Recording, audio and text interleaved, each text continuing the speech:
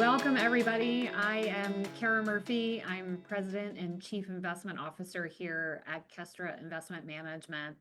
I oversee a team of folks who wake up every morning and we geek out on markets and portfolios. And so we spend our days kind of thinking about this and helping our advisors help their clients navigate what are always interesting markets.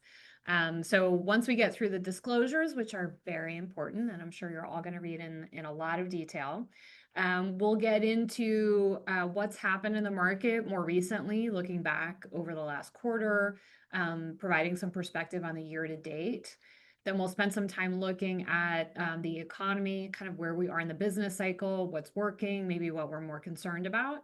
And then we'll take a look at markets today and opportunities and challenges that we see.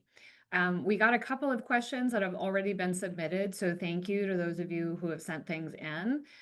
As things come up during the discussion, look to the bottom of your Zoom app.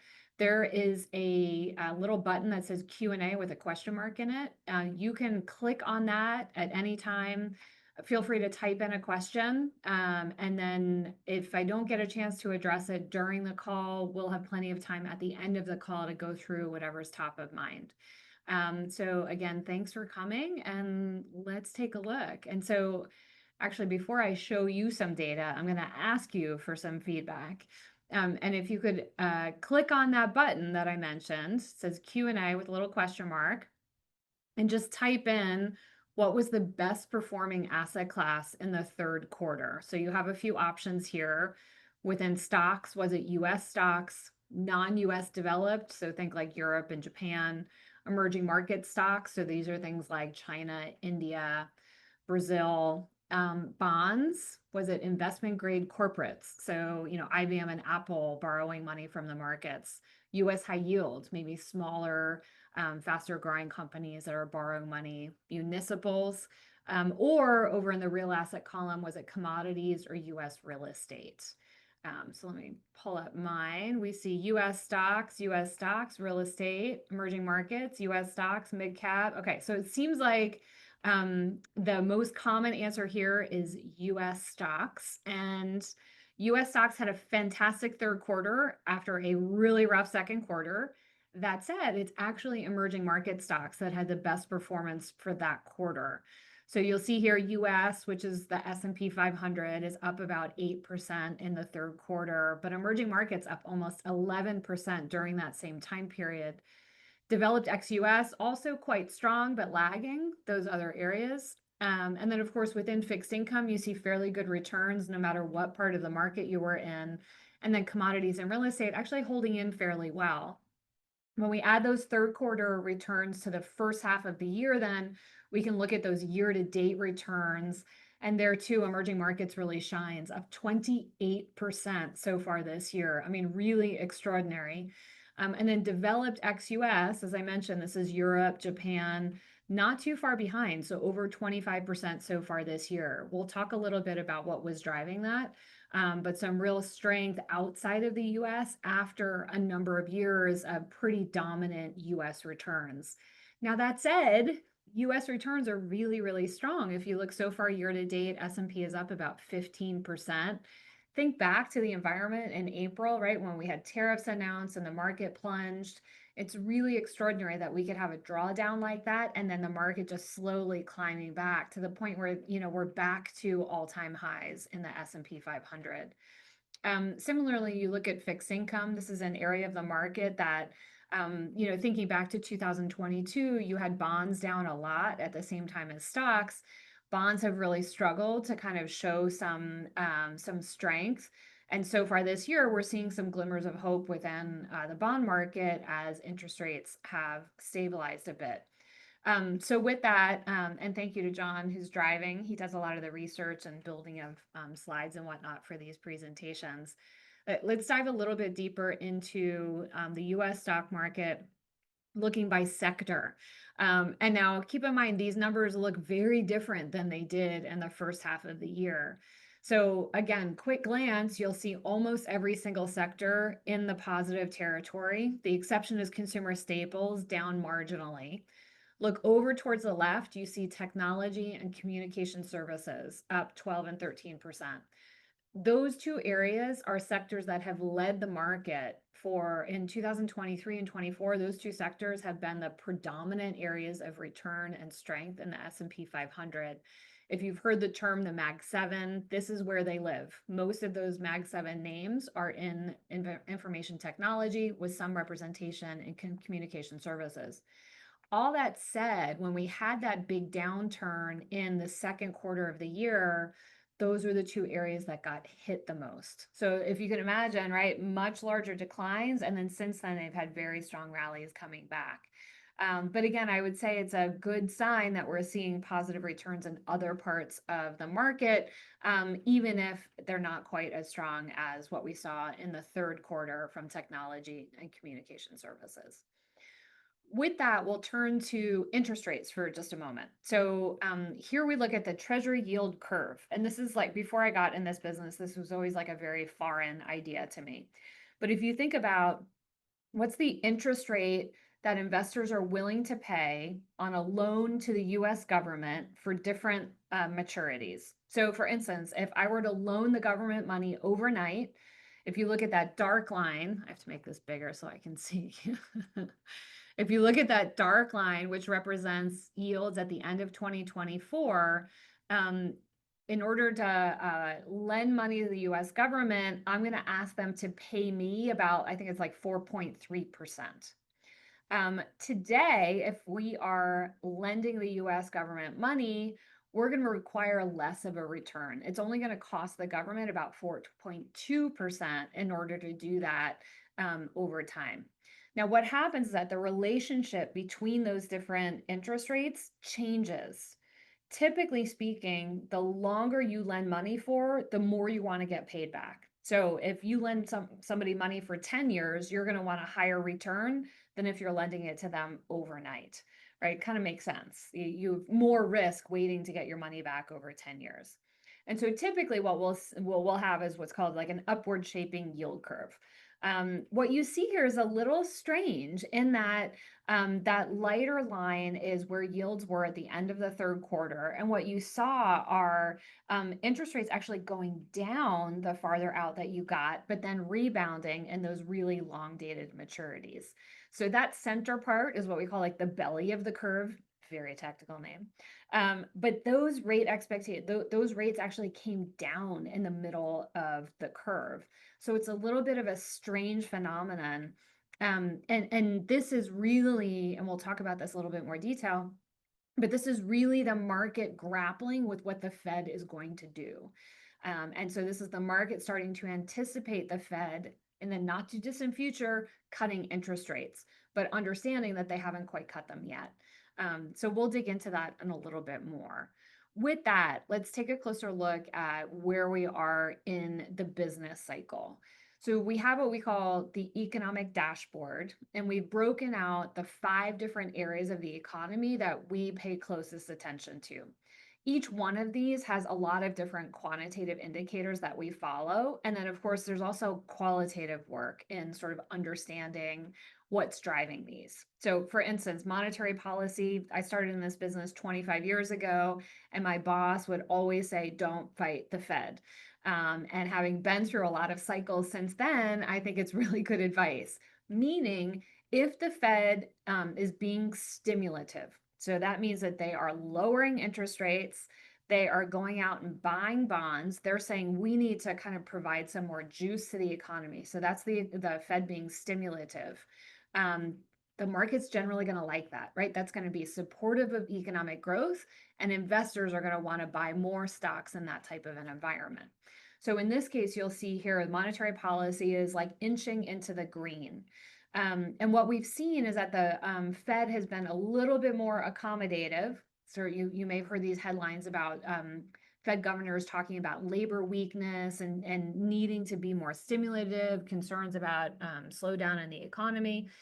So what that means is that they've sort of like inched a little bit more into the green. We're still a little cautious about where that is because we don't think they're being very stimulative. We think that they're still going to be a little bit cautious. Manufacturing, consumer, and again, we'll dig into these a little bit more, but manufacturing, consumer are a little bit closer to that red. Housing is one that we downgraded a couple of months ago, where, the momentum has certainly been slowing in the housing market for quite some time.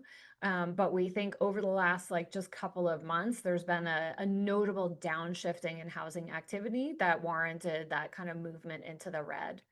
And then the most recent change that we made is actually in the labor side. And this has been very interesting to watch for a lot of reasons, and we have a bunch of data to dig into it.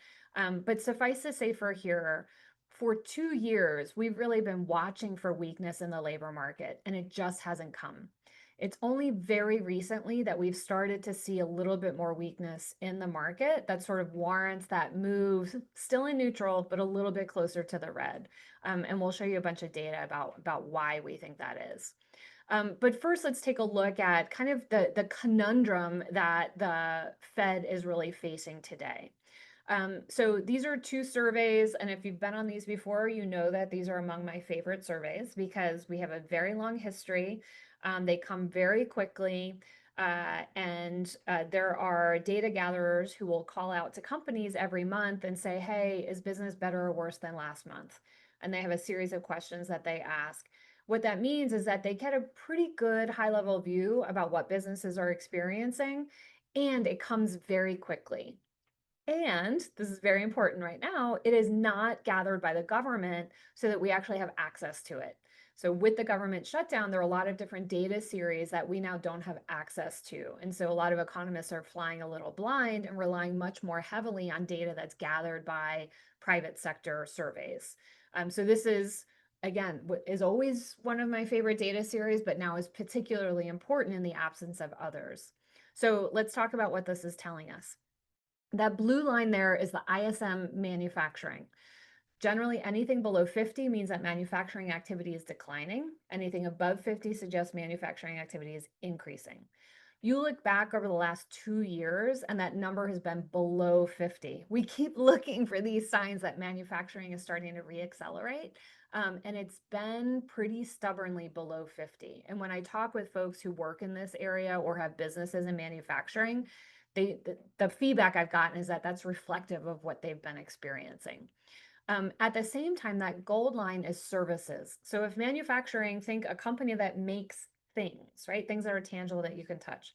Services are things that are attached to a person. Think a haircut, doing your taxes, a consultant. And so they can have kind of, you see generally that they move together, but there can be periods of time where the experience in those two sectors separates.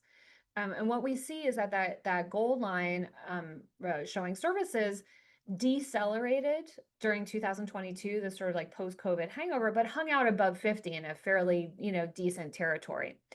More recently, in the last couple of months, we have seen those services activity decline at the same time that manufacturing has accelerated, right? So it's these two things sort of converging a little bit.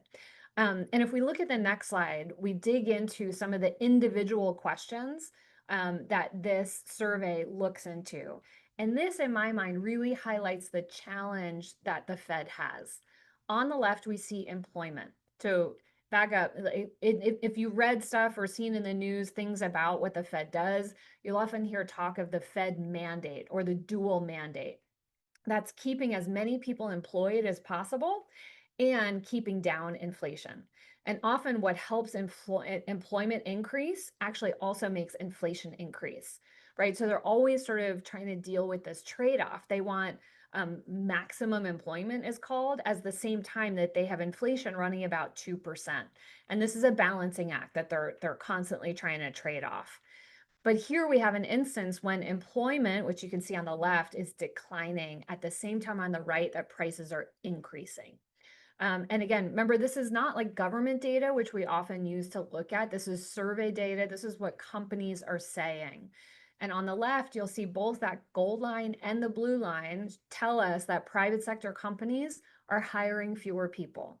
On the right, you'll see prices paid. So this is how companies report how much they're paying for inputs or stuff that they need to run their business. Both manufacturing and services companies are saying that they're paying more for the same inputs. This is tough. Employment decelerating, prices increasing, right? So this makes it very trepidatious for the Fed as they're sort of like deciding about where to put interest rates.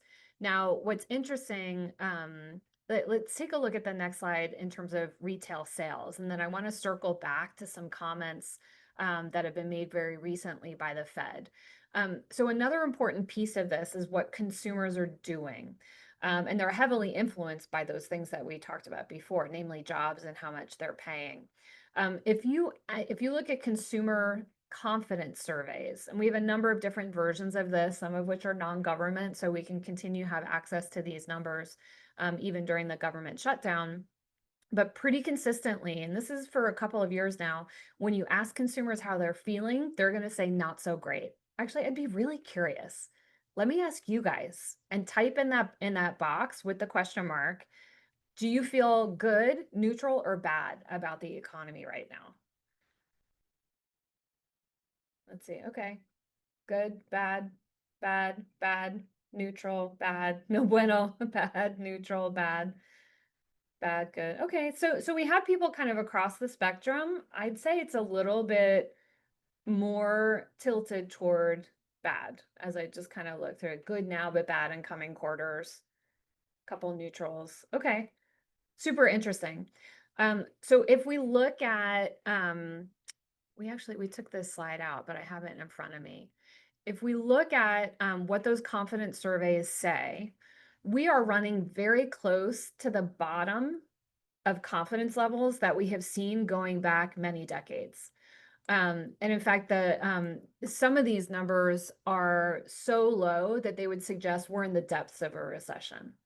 Not every consumer survey is suggesting this, but there is a consistency in that when asked, people are saying that they feel not great about the economy.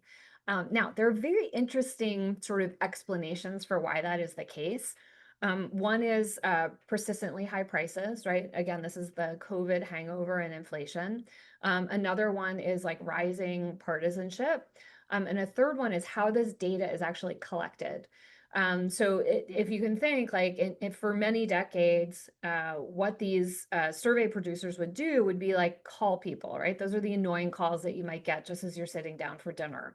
And they would get X% of people to actually answer the phone and then answer their questions. I don't know about you guys, but I don't answer any phone number that I don't recognize. And so what happened is that in the last couple of years, these survey producers have had a harder and harder time getting people to answer their questions. So what they've done is shifted to a collection of data online.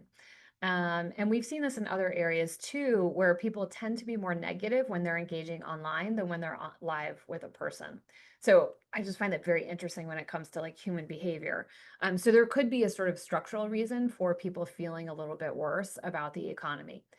All of that's to say, there are reasons to sort of question this huge pessimism that is being reported when consumers ask. And in my mind, it's important to understand how people reflect their own experience.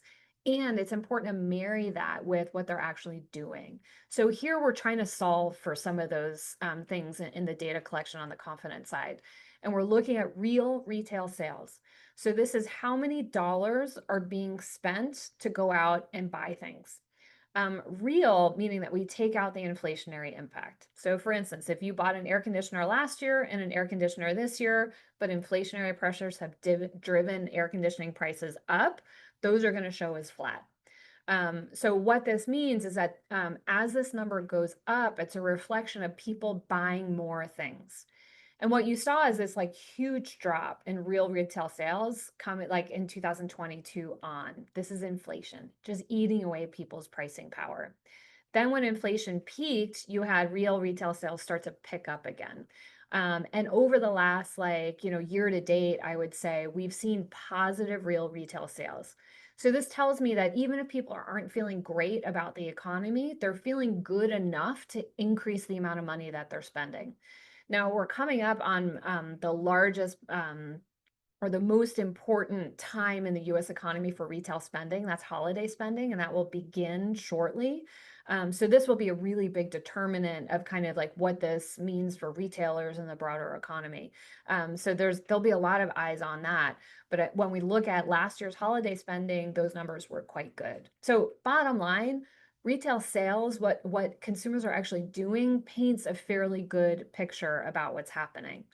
The one caveat that I would put in there is that we're seeing very different experiences depending on where you are in the income spectrum. The higher income you are, the better you feel. The lower income you are, the worse you feel. And these are starting to show up in different types of retailers. You're hearing CEOs as we go through earnings season talk a little bit more than that. That difference in experience can sometimes get obscured in these numbers, but it's important to understand that this is a trend that we're seeing kind of underneath the hood. So beyond that, then let's take a look at what's happening in the labor market. This is sort of the nexus of a lot of debates, let's call it, in the market and economy right now. For one reason, we talked about earlier, this is something that the Fed is very keenly focused on. The other one is sort of, let's call it government policy challenges. With the government shutdown, we're not getting a lot of this data. And also, we've had some big personnel changes and some sort of confusion around these revisions. So let me explain what we're looking at here. This is what we call non-farm payrolls. This is number of jobs, and then we take out farm jobs, partly because those are so seasonal, and so they can really swing the numbers a lot. So how many, on a monthly basis, how many new jobs are being created? And what you see in that dark line is the number that gets originally reported. And then that lighter blue line is the revised number. So what happens is that the Bureau of Labor Statistics goes out, gathers all of this data. I talked earlier about some of the challenges of gathering this data, especially considering that something like 2/3 of all jobs are actually with small businesses. So it's very hard to sort of like get a broad read on this. So they'll collect whatever data that they can. They'll estimate like whatever they haven't collected yet, and then they'll release that number. And then over the next couple of weeks, they'll release an updated number based on new data that's come in. This has happened for years and years, at least throughout my career. And at turning points in a cycle, you'll see big revisions up and down. This goes both ways. And so, I mentioned earlier for 2 years, we've been looking for weakness in the labor market, and it just really hasn't showed up. But you can see some kind of deceleration as we go from December of last year into 2025. And then all of a sudden in May of 2025 and June, you see one number that gets reported and then a much lower number when it gets revised down. That May number is that was released under the old BLS head. The June 2025 number was released under the new BLS head. So there have been some accusations that the BLS was like monkeying with the numbers. But I'd just like to highlight that we had this downward revision under two different heads. And by the way, we've seen much larger revisions at other turning points in the cycle. So I just share all of this to try and provide like more in-depth view about what we're actually talking about. And again, to highlight the challenge of really identifying what's happening in the labor market. The good news is that we get a lot of different types of series, and then our job as investors is to kind of put it all together and read through the tea leaves. So let's take a look at some of the other labor data that we have. So here we're describing labor market at a standstill. On the left, that dark line on the top is hires. So what percent of new hires are there? And then that gold line is what percent of total employment. So think about of the population of people who have a job, what percent of those are quitting and what percent are being hired? So in that gold line, I think it was particularly interesting. In the latter part of COVID, that quit number just went up and up and up. And so if you remember, there were a lot of headlines at the time about actual quitting, silent quitting, and we saw the highest level of quits that we've really ever seen since we started keeping these numbers. That has really subsided. So what that tells us is that there's more slack in the labor market, right? Momentum is declining. Now, when you look at that number of quits today and compare it over the last 25-year period, it's kind of like right in the middle. So where we are today in the labor market is fairly strong, but the momentum is certainly decelerating. On the right, you'll see another version of this data, which is looking at layoffs, right? So what number of people are being laid off? And again, starting from about that low in May of 2021, you've seen this increase, but we're still a good bit, we're still like among the lower levels that we've seen over the last 20 plus years. Now, one thing that has really impacted this is immigration. And again, this is a very political topic, and people have very strong views about this, and we're not going to tackle the political aspect of it, but I think it's very meaningful when we think about one of the additional kind of layers of complexity in looking at the labor market today, which is what we've seen is that with the change in immigration policies over the last year or so, we've seen the number of foreign-born workers declining fairly significantly. Oh, John, yeah, there we go. Thanks. And so the number of foreign-born workers has declined fairly significantly, whereas the number of native-born workers, when we look at them compared to the size of the overall labor market, has increased. Makes sense, right? If immigration is being slowed, you're going to have fewer people born outside the US who are entering the US workforce. Fed Governor Waller, I was presenting at the Council on Foreign Relations this morning talking about this particular issue and how the Fed is trying to think about it. His view, which makes a lot of sense to me, is that with fewer foreign-born workers coming in, you have less increase in the number of workers overall. And then with that, you have some other weakness, right? You have fewer jobs being created, but that gets masked because we don't have as many. Oh, thanks, John. This here, like that gold line is looking at the percentage of total employed who are native born, the gold line, and the percentage who are foreign born. So you see beginning at 2025, foreign born declining, native born increasing relative to the overall size of the employment market. Now, keep in mind the foreign born are on the left-hand scale. So foreign born are only about 19% of the overall like collection of employed. Native born are running at about 81% of total, right? It has shifted. And with this decline of foreign born, it is masking a weakness in the labor market that's not necessarily showing up in the numbers that we saw earlier. What that also means is that it's impacting some sectors more than others. So as we look at service occupations, for instance, foreign-born workers are much larger a proportion of those jobs. And then things like natural resources, construction, maintenance, foreign-born workers are much higher. So if this is correct, what we should start to see are wage pressures in these areas, and companies talking about having trouble hiring workers. And so we're starting to see this coming out of companies. And I think, will be important to kind of continue to keep a hold of in order to get an understanding of what's really happening within the labor market. So one other thing I'll just mention, and happy to talk about this if people are interested, and Waller also talked about that this morning, is the impact of AI. So there's a lot of discussion in the market right now about the impact of AI on hiring. And we've already heard some companies talking about having lower hiring because they're adopting AI. I have views on that, but another one where we're looking very closely to see kind of what the longer term impacts are. Okay, with that, let's talk about housing. Another area that's very interesting. Especially because I live in Austin, which was like center of this huge housing boom during COVID, and then is also dealing with some of the hangover since then. So here's looking at what we call housing supply. So if you think about, let's say here in Austin, we have 1,000 homes on the market, and we have about 200 homes that get sold every month. That means 5 months of supply. Typically, it's about 5 months is considered a balanced market, right? That's about how long it takes for people to go shopping for a home and then to identify one and to actually close. So what we saw during COVID, right, we got down to almost 2 months of supply. That means there were very few homes on the market given the amount of sales activity. Since then, the number of months of supply of existing homes has increased, meaning that sales have slowed and there are more homes available for sale.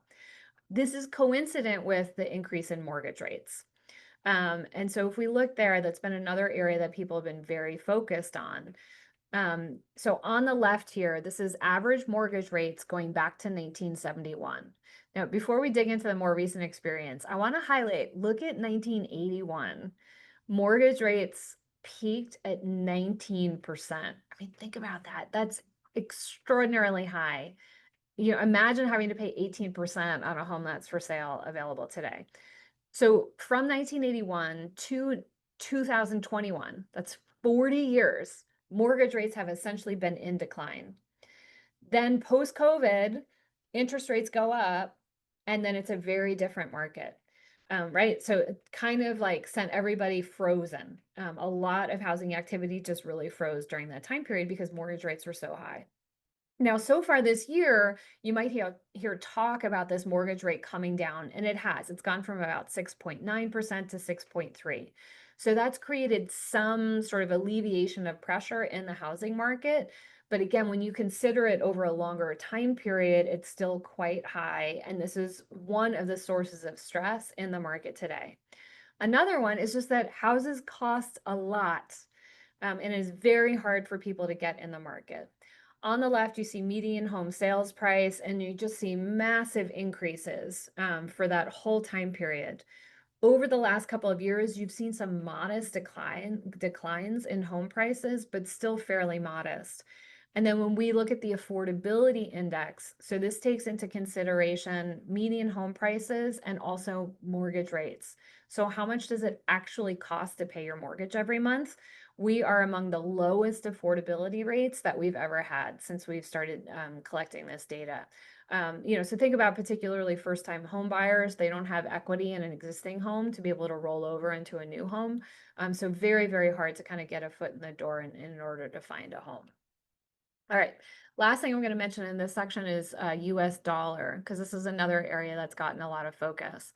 The chart on the left is simply looking at the dollar relative to a basket of currencies, fairly reflective of our largest trading partners. So you can see some fairly wild swings. Basically, from 2009 on, the US dollar has appreciated relative to other indexes. Then more recently, so on the right, we're looking at just so far this year, 2025, for 2025 year to date. In the first half of the year, you saw this dramatic decline in the dollar and then essentially stabilization.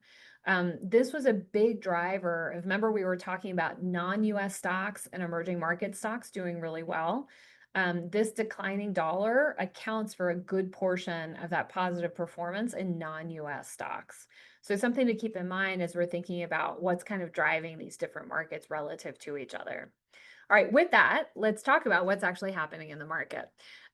It has been hard to talk about anything related to the economy or the market without talking about AI. And I was joking recently that I knew we had reached a new phase when I was sitting at a diner in New Jersey with my mom eating pancakes, showing her how to download ChatGPT so that she could get book recommendations. So it has entered the sort of like public consciousness. A lot of people have been, I think, experimenting with it, and certainly businesses, the race is on to sort of identify how do we use AI and how do we incorporate it into our workflows. And I love this cartoon here. We actually saw it shared a whole bunch of times and couldn't figure out who was the original creator of it. It had been shared so many times. But you know, you have this lone guy talking to a bunch of CEOs, and he says, "What do we want?" Everybody yells AI. Then he says, "AI to do what?" And everybody answers, "We don't know." And most importantly, when do we want it? Right now.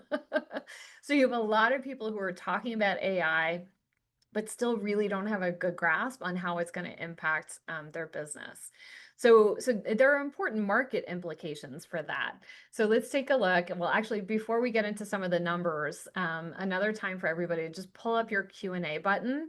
And I'm curious, just take a wild guess. How many users does ChatGPT have? And I'll qualify that this is as of August. This is the most recent numbers that that they have released. I have 1.3 million, 10 million, 10 million, 500 million, 2 billion, 1 billion. Okay, so a wide range, 200 million, or I guess that's 200 billion, 20 million. Okay, wide range.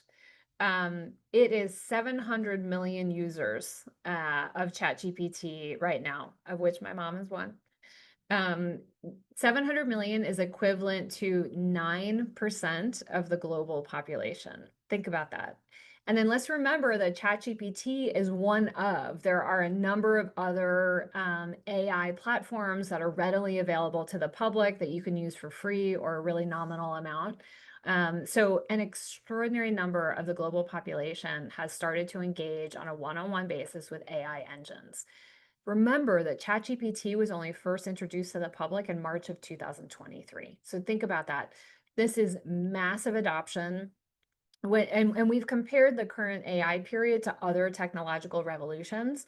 And this adoption is much, much faster than what we've ever seen. And I think that has some implications. And so when we look at implications for the market, first off, what we've seen is that those companies who are at the front line of making AI happen have had their stock prices handsomely rewarded. So here we're looking at 2023 to 25, sorry, beginning of 2023 to end of 2024. That dark line on top is NVIDIA. I'm sure you've heard this name. You'd have to be living under a rock to not hear this name at all.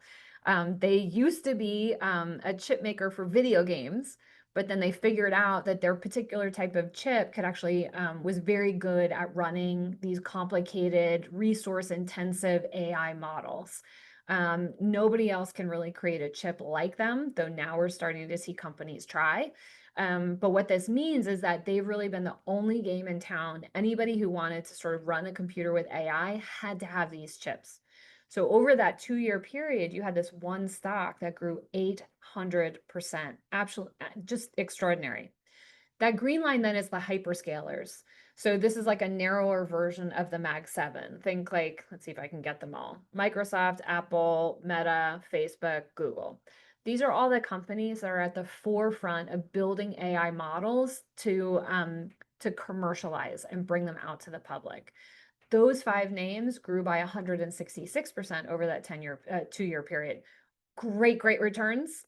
Doesn't look so great relative to NVIDIA. Semiconductors are other chip makers. We take out NVIDIA, we look at other chip makers, up close to 100%.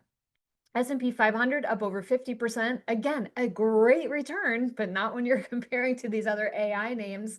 And then industrials, think old economy, building things, up only 34% over that 2-year period. Now, let's take another snapshot for 2025, going back to the beginning of this year up until the end of the 3rd quarter. Same groups, but very different picture. So you see there NVIDIA up 39%. Again, great return, but actually lags that of other semiconductors. So what you're hearing is some of their competitors are saying, hey, I want to do AI too. And so they're trying to figure out how to actually be a competitor to NVIDIA. Industrials, if you remember, they had really lagged over the last 2 years, up 17% there, actually doing better than what we call the hyperscalers and better than the S&P 500. So this is the market, I think, looking at very early days of AI. Let's just sort of get in line with those folks who are at the tip of the spear when it comes to AI adoption, to now this year thinking about, okay, what's next? What are the downstream impacts of this AI adoption? And I think there it becomes a sort of much more interesting and more nuanced story. And as we look out and just compare Mag 7 returns to the overall economy, this is something, if you've been to these calls before, it should look familiar. We've been tracking this over the last couple of years. But when we take the overall S&P 500 return, how much of that is simply because of the increase in the Magnificent Seven? And in 2023, 2/3 of the return in the S&P 500 were simply because of those 7 names. Crazy. So these were already big companies that got even bigger in 2023. And the other 493 names in the S&P 500 did okay, but really only contributed to about 1/3 of the return. 2024, it evened out a little bit more, where about half was from the Mag 7, half was from the rest of the S&P. And then interestingly, so far year to date, what we've seen is the Mag 7 are only contributing at about a third of the return, and then the rest of the S&P is returning about 2/3 of the return. So there's just a bit of a rebalancing. Mag 7 are still important. They're still growing earnings. They're still doing incredible stuff, but the market has sort of shifted its gaze a little bit to some other names. So the question is why? And that's because the market is following some of these dollars. So here we're looking at capital expenditures by just those 5 names that we talked about. So these are the hyperscalers: Apple, Amazon, Google, Microsoft, Meta. Going back to 2020, if you add up all the CapEx dollars that those folks had, collectively they spent $100 billion on CapEx in 2020, an enormous number. But guess what? It's only increased. And in 2025, collectively, they're expected to spend $350 billion on CapEx. And a couple of weeks ago, Mark Zuckerberg, CEO of Meta, was talking about just Meta spending 500 to 600 billion in CapEx in the not too distant future. So these have grown a ton, and they are expected to grow even more. What this means is that if you're spending more money and you're not making more money, your margins come down. So this is looking at free cash flow margins. How much cash does a company have at the end of the day after their sales and paying all their employees and paying for their inputs and their real estate expenses? How much does the company hang on to at the end of the day? So what you'll see here, this is each of those hyperscalers. In general, with the exception of Amazon, these free cash flow margins are quite high. And if you compare it relative to the S&P 500, they're quite high. But if you look over in that year-to-date 2025, that red line shows us the average. And on average, those free cash flow margins have declined. Not a lot. They still look pretty good. But this CapEx is starting to eat into the profitability of some of these names. So that's part of the reason why the market has started to look elsewhere. The other thing is, where are these dollars being spent? So we're starting to see some early signs, we think, of some of this AI spending. Now, keep in mind that this is early days.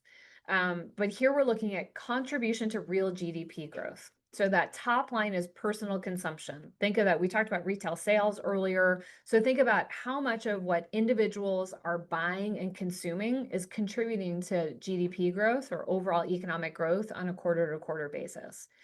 In 2025, you saw a pretty big step down. Now, we talked earlier about consumer confidence being down. We also had a lot of tariff noise during that time period where maybe a lot of people kind of retrenched. So we saw personal consumption declining pretty notably so far this year. And then that bottom line is information processing and software. These are computers, right? And so those are sort of like bouncing along the bottom for a while. And then so far this year have really stepped up. Now, again, it's very early days, but this suggests that some of this AI spending, it's finding its way into some real areas of the economy.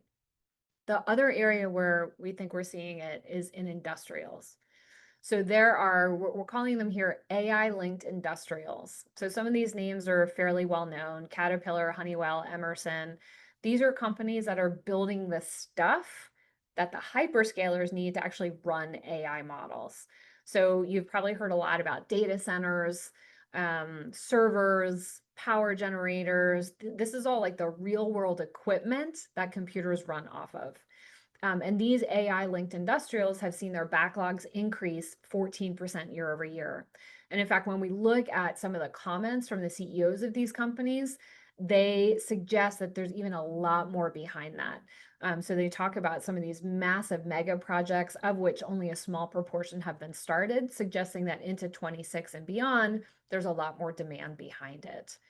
And another thing I want to highlight is just the earnings picture overall, because ultimately the market is going to buy earnings. And that's part of the reason why these hyperscalers, Mag 7, have been so strong.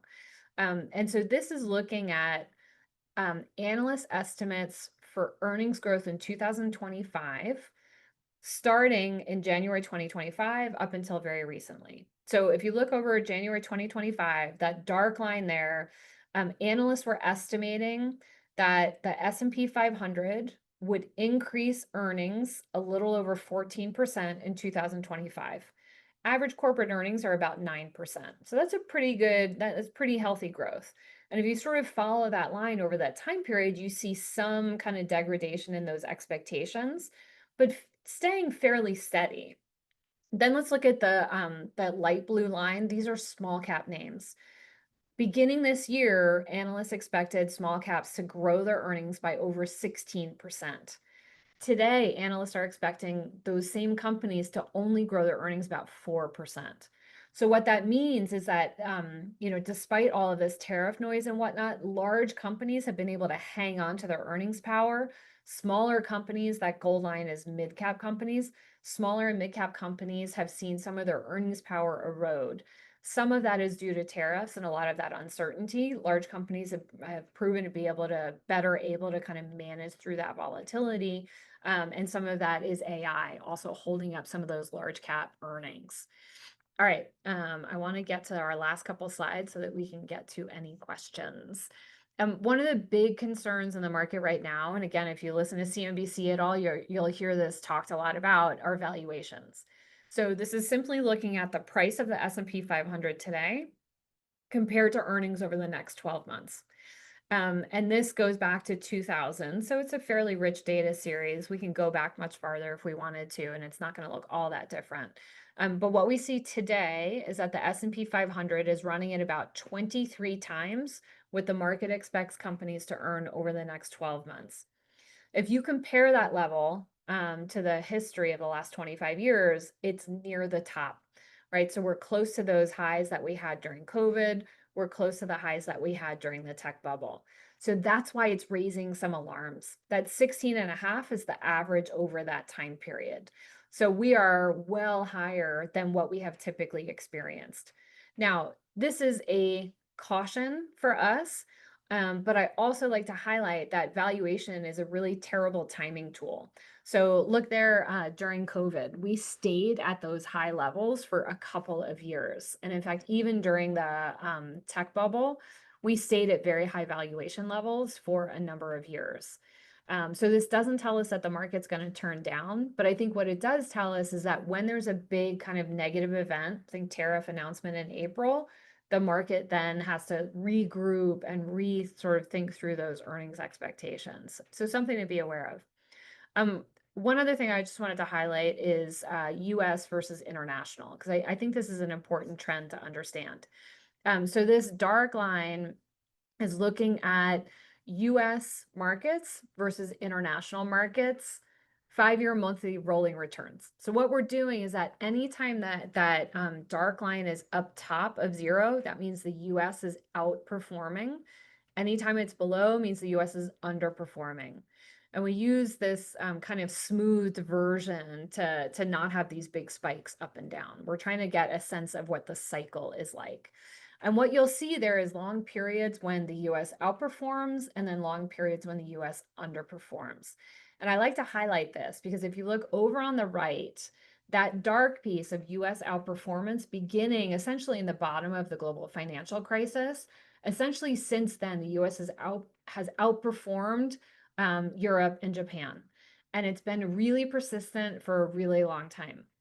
That said, this is not always the norm, right? We have had periods when the US has underperformed non-US markets. So look that time period between the tech bubble bursting, so 2000 up until the global financial crisis, that period US markets underperformed. And then you also see in the 1980s, I think that's a time when we had twin recessions, we had oil shocks. That was a time also when the US underperformed.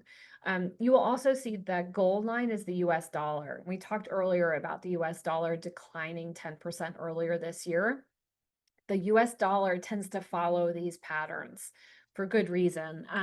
But just keep in mind, and this is why we think so strongly that recommend that clients have access to non-US equities, because there are long periods of time and it can really help sort of buoy a portfolio and lower the overall volatility in a portfolio. All right, with that, we have 2 last slides, and then feel free to put any additional questions that you might have in your question box. But I always like to sort of like pull out and give some historical perspective, because I think these are really powerful. So here we're looking back, going back to 1980. Those bars are what the annual return was for the S&P 500. So just scanning across that for the last like 45 years or so, what you see is that most years we have a positive return in the market. Those gold bars down below are years where we closed in negative territory. So it happens sometimes, but most of the time we end in in positive territory. Those red dots are what we call max drawdown. So for instance, all the way over on the left, in 1980, going from January 1 to December 31st, if you look at the lowest point in the S&P, how much did the market decline? And the answer is for 1980, about, what's that, 18-ish percent. And it still ended up over 20%. If you look all the way over on the right in that area that we've circled, 2025 so far, we're running up about 15% year to date, and markets were down. S&P was down almost 20% in April, right? So we can have these big drawdowns, but the bias in the market is up, right? And you need to ride through those downturns in order to enjoy the upside. The last thing I'll leave you with, and this is one of my favorite charts, it's from Professor Jeremy Siegel, who we've had on webinars a number of times, and is really a brilliant guy, very interesting to talk to. But he's done this really important work of collecting data back over 200 years in order to sort of normalize through different cycles and identify what long-term returns are. And the one thing to note is stocks. And you'll see the quote on the bottom. Stocks tend to be the most volatile asset class in the short run. So day to day, they can move around a fair amount. But if you step back, they're actually among the most consistent returns of any of these different asset classes. And you see that red line, that's just the trend line. And what you find is that stocks will move up and down above and below that trend line, but they always come back to that trend line. Now, I contrast that with gold, and this is my view. Other people have different views, but if you look at gold, the track record of that over time is much less consistent. You have periods, and we're in one right now, where you have these big spurts in performance, but we don't have the same sort of consistency of return that we do in something like stocks. So I'm going to pause there. I've talked a lot. Hopefully it made sense. Hopefully it was interesting.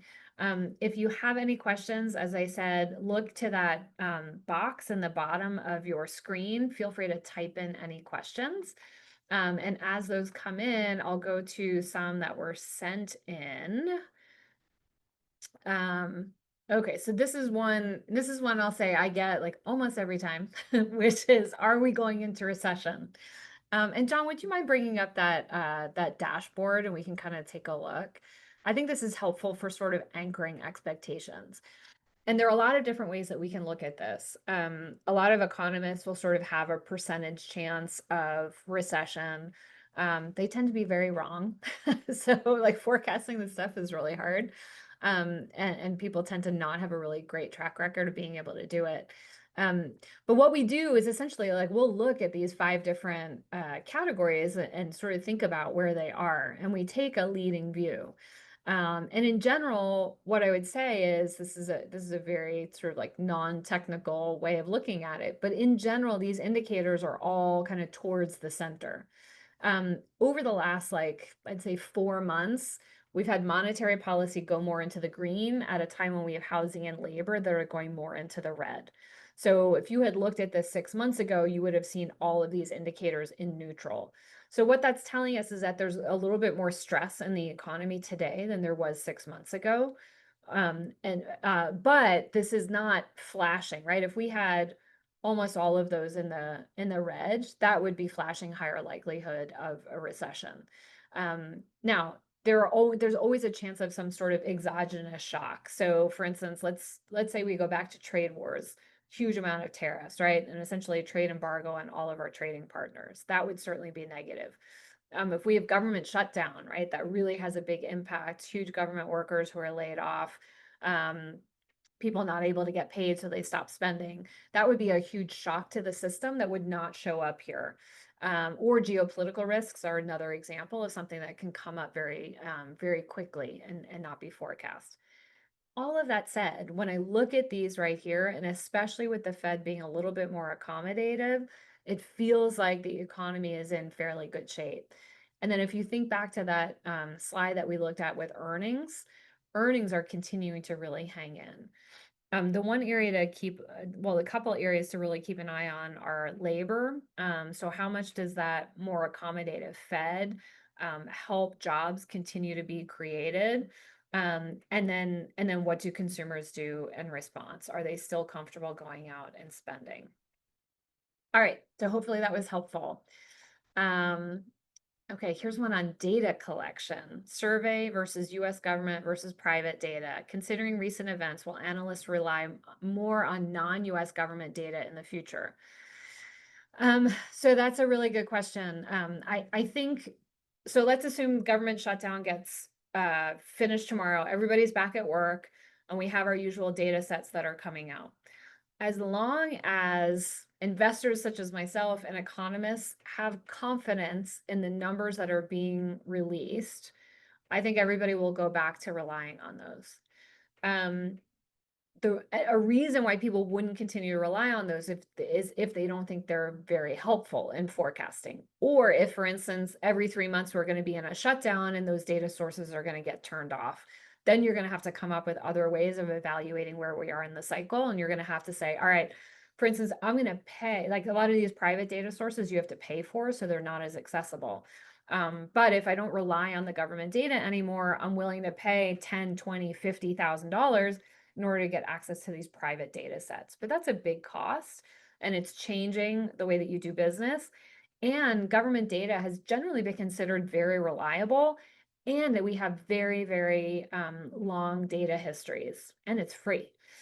So there's a lot of bias towards using it as long as it's available. So I think my hunch is that government shutdown will be resolved, knock on wood. I think we all hope that. And then we'll get back to kind of our usual way of looking at data, with maybe some hedging around some private data sources as well. All right, well, I am at 1:59 my time, and I have talked a lot. I hope you guys have found it interested. If anything else comes up, please reach out to us directly, reach out to your advisor, they'll get to us. We will have these data slides available, so they'll be sent out after this event. And again, I love to hear your feedback. Thanks so much for your engagement. Until next time, invest wisely and live richly. Take care.